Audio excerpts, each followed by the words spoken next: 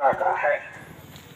मतलब कब का आंकड़ा है? जब देश आजाद नहीं हुआ था, देश पर अंग्रेजों का राज था और देश अंग्रेजों का गुलाम था। अंग्रेज जाति आधारित जनगणना कराते थे, तो उस समय के आंकड़े के अनुसार जो भारत में ओबीसी की संख्या है वो 52% है, मतलब 52% है। 52% का मतलब ये होता है कि 50% से 2% ज्यादा है। 52% का मतलब ये होता है कि 50% से 2% ज्यादा है। 50% से 2% ज्यादा है, इसका क्या मतलब है कि आधे से भी 2% ज्यादा है। कितनी बड़ी आबादी है? आधे से 2% ज्यादा बड़ी आबादी है।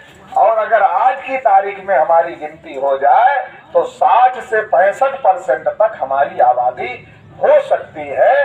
देश में पिछड़ों की इतनी बड़ी आबादी है, लेकिन इतनी बड़ी आबादी होने के बावजूद भी देश की आजादी को 73-74 साल हो रहे हैं।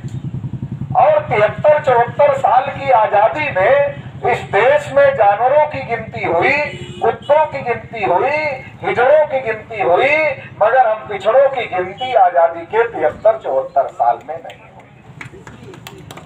जिस प्रकार से शेड्यूल कास्ट की जितनी संख्या है उनको उतना परसेंट आरक्षण मिला हुआ है, आदिवासी की जितनी संख्या है उनको उतना आरक्षण मिला हुआ है, तो हम पिछड़े वर्ग की जितनी संख्या है हम पिछड़े वर्ग को भी उतना आरक्षण मिलना चाहिए था। लेकिन आजादी के 73-74 साल में हमको हमारी संख्या के मुताबिक भागीदारी, हिस्सेदारी, आरक्षण नहीं मिला। इतना बड़ा जो समाज है लोकतंत्र में, इतना बड़ा जो समाज है, ये समाज जिसकी तरफ जाए सरकार उसी की बनती। मतलब लोकतंत्र में तो संख्या का महत्व होता है। हमारी आबादी देश में 50% से ज्यादा है, इसका मतलब ये है कि हम जिसकी सरकार चाहे बना सकते हैं और जिसकी सरकार चाहे गिरा सकते हैं। ये हमारे पास में ताकत है, क्योंकि हमारी संख्या लोकतंत्र में ज्यादा है और हमको वोट का अधिकार भी है और हमारे वोट का वैल्यू भी बराबर है। जितना दूसरे लोगों के वोट का वैल्यू है उतना ही हमारे लोगों के वोट का वैल्यू है। लेकिन आजादी के 73-74 साल में इतना बड़ा समाज लोकतंत्र में अपने हक अधिकार हासिल नहीं कर पा रहा है। ये बहुत अजीबोगरीब बात है, बहुत ही हैरान कर देने वाली बात है। इसीलिए मैं कभी कभी ये कहता हूं कि जो हम पिछड़े वर्ग के लोग हैं, हम पिछड़े वर्ग के लोग दुनिया के 8वें अजूबे हैं। क्योंकि दुनिया में तो 7 अजूबे हैं जिनके बारे में पढ़ाया जाता है, मगर ये 8वें अजूबे के बारे में पढ़ाया नहीं जाता कि एक ओबीसी समाज भारत के अंदर रहता है जिसकी आबादी लोकतंत्र में आधे से अधिक है, मगर आधे से अधिक आबादी वाला ये ओबीसी समाज लोकतंत्र में हक अधिकार से वंचित है। ये दुनिया का 8वां अजूबा है। इसके बारे में कुछ बताया नहीं जाता है, इसके बारे में कुछ पढ़ाया नहीं जाता है। इसलिए मैं ये बात आपको बताने का, समझाने की कोशिश कर रहा हूँ, प्रयास कर रहा हूँ। भाषण देना हमारा मकसद नहीं है, यात्रा चलाना हमारा मकसद नहीं है। हमारा मकसद ये है कि हम अपने पिछड़े वर्ग के लोगों को कुछ समझा सके, जागृत कर सके, उनके अंदर चेतना निर्माण कर सके, ताकि हम पिछड़े वर्ग के लोग, अगर लोकतंत्र में हमारी संख्या ज्यादा है तो हम अपने हक अधिकार को लड़ाई लड़के हासिल कर सके। इस मकसद के तहत ये परिवर्तन यात्रा पूरे उत्तर प्रदेश में चलाई जा रही है और आने वाले समय में इस परिवर्तन यात्रा को पूरे देश भर में चलाए जाने की जरूरत है और हम लोग पूरे देश भर में इस प्रकार की परिवर्तन यात्रा को भविष्य में चलाने का काम करें। तो साथियों, इतना बड़ा जो समाज है वो हक अधिकार से वंचित क्यों है, इस बात को जानना और समझना बहुत ज्यादा जरूरी है। कि जो हमारा 52% का, 60% का समाज है वो हक अधिकार से लोकतंत्र में वंचित क्यों है, उसका सबसे बड़ा कारण ये है कि लोकतंत्र में गोली नहीं चलती है, लोकतंत्र में बोली चलती है। गोली नहीं चलती है, बोली चलती है। और जिसको अपनी बोली बोलना आता है वो शासक बनता है। लेकिन हम पिछड़े वर्ग के लोगों को अपनी बोली बोलना आता ही नहीं। हम अपने हक अधिकार की बोली नहीं बोलते। हम तो टीवी देखकर जो बोली पंडित जी लोग बोलते हैं वो बोली टीवी देखकर हम भी बोलते हैं, अखबार पढ़कर हम भी बोलते हैं। टीवी अखबार पर उनका कब्जा है, हमको हमारा हक अधिकार नहीं मिल रहा। ये कोई टीवी अखबार खबर नहीं छापता कि भाई देश में एक ओबीसी समाज भी ऐसा समाज है जो दुनिया में 8वां अजूबा है, जो इतनी बड़ी तादाद में है, लेकिन आजादी के 73-74 साल में उसकी जनगणना नहीं हुई। ये बात कोई अखबार टीवी वाला नहीं छापता। अगर छाप दे तो हमारे लोग जान जाए, हमारे लोग जान जाए तो हमारे लोग जागृत हो जाए, और हमारे लोग जागृत हो जाए तो हमारे लोग अपने हक अधिकार की लड़ाई लड़ ले और अपना हक अधिकार हासिल कर ले। लेकिन कोई भी अखबार टीवी वाला इस खबर को नहीं छापता। और हम अपनी बोली क्यों नहीं बोलते? क्योंकि हमारी संख्या तो ज्यादा है। मुंडी जब हम गिनेंगे तो हम 52%, 60%, 65% है, लेकिन हम दिमाग से 52%, 60%, 65% नहीं। हम मानसिक गुलाम हैं, ब्राह्मणों के हम मानसिक गुलाम हैं। मानसिक गुलाम जब हम कहते हैं अपने लोगों को तो हमारे लोग कहते हैं कि पटेल हमारे हाथ में हथकड़ी नहीं है, हमारे पैर में बेड़ी नहीं है। आप बोल रहे हो कि हम गुलाम हैं तो कैसे मान ले हम गुलाम हैं? अरे तो हाथ में हथकड़ी उसके लगाने की जरूरत पड़ती है, पैर में बेड़ी उसके डालने की जरूरत पड़ती है जो मानसिक रूप से आजाद हो। और जो मानसिक रूप से गुलाम है उसको बांध कर रखने की क्या जरूरत है? जो मानसिक रूप से ही गुलाम है उसको बांध कर रखने की कोई जरूरत नहीं होती। जो हमारा पिछड़ा वर्ग है ये मानसिक रूप से गुलाम है। कैसे? आपको उदाहरण बताता हूँ। आप भी गांव के रहने वाले, हम भी गांव के रहने वाले। हम लोग गाय भैंस पालते हैं, गाय भैंस को खूंटे में बांध कर रखते हैं। लेकिन मान लो उस गाय भैंस को जिसको हम रोज खूंटे में बांध कर रखते हैं उसको छोड़ दें, उसका रस्सी खोल दें, क्या होगा? क्या वो गाय भैंस जंगल में भाग जाएगी? जंगल में नहीं जाएगी। अगल बगल के खेत में बहुत दिन से आपने हरा चारा नहीं खिलाया होगा, तो अगल बगल के खेत में हरा चारा खाने के बाद फिर आकर के खूंटे पर खड़ी हो जाएगी। क्यों खूंटे पर खड़ी हो जाएगी? क्योंकि वो मानसिक गुलाम है। लेकिन आज योगी जी ने जो सांड छोड़ रखे हैं, जो आपके फसलों को खा रहे हैं, उन सांडों में से किसी सांड को पकड़कर आप बांध लो, या तो रस्सी तोड़कर भाग जाएगा या तो खूंटा उखाड़ कर भाग जाएगा। क्यों? भैंस को आप छोड़ देते हो तो आके खूंटे पर खड़ी हो जाती है, गाय को आप छोड़ देते हो तो आके खूंटे पर खड़ी हो जाती है। लेकिन जो छुट्टा सांड घूम रहे हैं उनको आप पकड़ कर बांध भी देते हो, या तो रस्सी तोड़ के भाग जाता है या तो खूंटा उखाड़ के भाग जाता है। क्यों भाग जाता है? क्योंकि वो दिमाग से गुलाम नहीं। भैंस और गाय तो आप बधे बधे दिमाग से गुलाम हो गई, तो वो तो आके खूंटे पर खड़ी हो जाती है, लेकिन वो खूंटे पर नहीं खड़ा होता, वो भाग जाता है। तो इसी प्रकार से जो हमारा समाज है, पिछड़ा वर्ग समाज है, ये भी अपने आप ब्राह्मण के खूंटे पर चला जाता है। कैसे चला जाता है? जब हमारे पिछड़े वर्ग के घर में, कुर्मी के घर में, लोधी के घर में, कोयरी के घर में, केवट के घर में जब बच्चा पैदा होता है तो हमारा आदमी पंडित जी के पास में जाता है, और पंडित जी को क्या कहता है? पंडित जी, हमारे घर में बेटा पैदा हुआ है, उसका क्या नाम रखे? पैदा हम करते हैं मगर नाम हम नहीं रख सकते। पैदा हम करते हैं तो नाम भी हमें रख लेना चाहिए, लेकिन पैदा हम करते हैं लेकिन नाम हम नहीं रख पाते। नाम पूछने के लिए पंडित जी के पास जाते हैं। बच्चे को पढ़ा लिखा करके डॉक्टर बनाते हैं, वकील बनाते हैं, इंजीनियर बनाते हैं, प्रोफेसर बनाते हैं, और जिस लड़की से शादी करते हैं वो लड़की भी ग्रेजुएट है, पोस्ट ग्रेजुएट है, पढ़ी लिखी है, डॉक्टर, वकील, इंजीनियर, प्रोफेसर हो सकती है। मतलब लड़का भी पढ़ा लिखा है, लड़की भी पढ़ी लिखी है, और समाज में भी बहुत सारे पढ़े लिखे लोग हैं। लेकिन हम पढ़े लिखे लोग अपने पढ़े लिखे बच्चों की शादियां नहीं करा सकते। शादी कराने के लिए तो अनपढ़ ब्राह्मण को ही ढूंढना पड़ता है।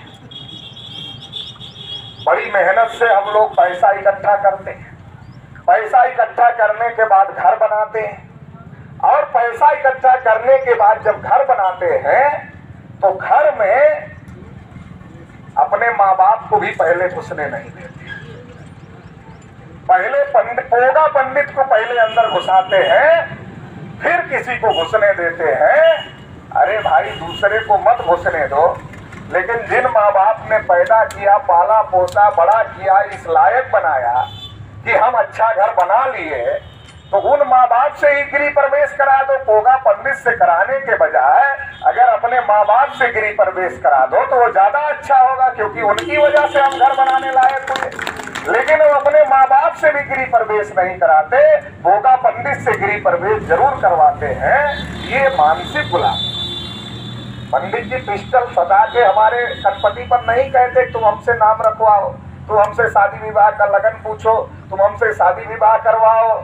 ऐसा पिस्टल सटा के नहीं करवा रहे हैं, लेकिन हम खुद ही कर रहे हैं, क्योंकि हम मानसिक गुलाम हैं ब्राह्मणों के, इसलिए हम खुद ही कर रहे हैं। जब हमारे घर में कोई आदमी मर जाता है तो हमारा आदमी दौड़ा दौड़ा पंडित जी के पास जाता है, और पंडित जी को हमारा आदमी कहता है कि पंडित जी, हमारे पिताजी तो चले गए, थोड़ा पता करो कि उनकी आत्मा को शांति मिल गई कि नहीं मिल गई।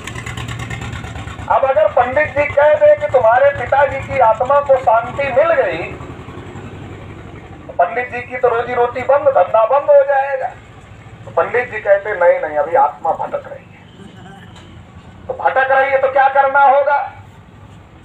11 ब्राह्मणों को खिलाना होगा, 21 ब्राह्मणों को खिलाना होगा, 51 ब्राह्मणों को खिलाना होगा, 101 ब्राह्मणों को खिलाना होगा, 501 ब्राह्मणों, जिसकी जैसी हैसियत उसको वैसा बताते हैं।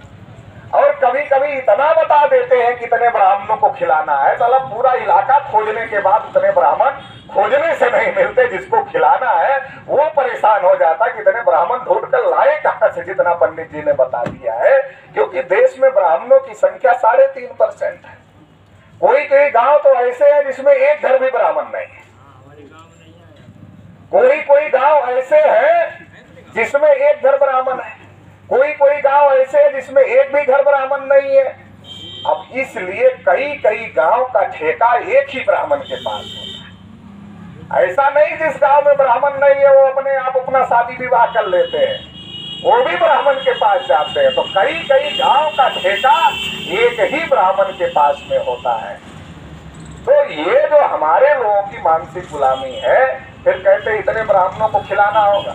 अच्छा, जब तक नहीं खिला पाते हो तब तक जब रात में सोना तो लोहा सर के पास रख करके सोना, नहीं तो रात में पिताजी की आत्मा आएगी और तुमको बहुत परेशान करेगी। तो कोई हंसुआ रख के सोता है, कोई खुरपी रख के सोता है, कोई और कुछ रख के सोता है, सर के पास। अच्छा, आप लोग ये बताओ, जो पिताजी खुद अच्छा नहीं खाए हमको खिलाने की कोशिश किया कि हमारे बेटे को अच्छा खाना चाहिए, हम भले ही थोड़ा अच्छा नहीं, जो पिताजी अच्छे कपड़े नहीं पहने हमको पहनाने की कोशिश किया, जो पिताजी कठिन जिंदगी जिए लेकिन उन्होंने सोचा कि उनका बच्चा पढ़ लिख करके अच्छी जिंदगी जिए, जो पिताजी जीवन भर हमारी जिंदगी अच्छी बने इसके लिए कष्ट उठाए, मरने के बाद वो पिताजी हमें ही परेशान करेंगे, ये कैसे हो सकता है?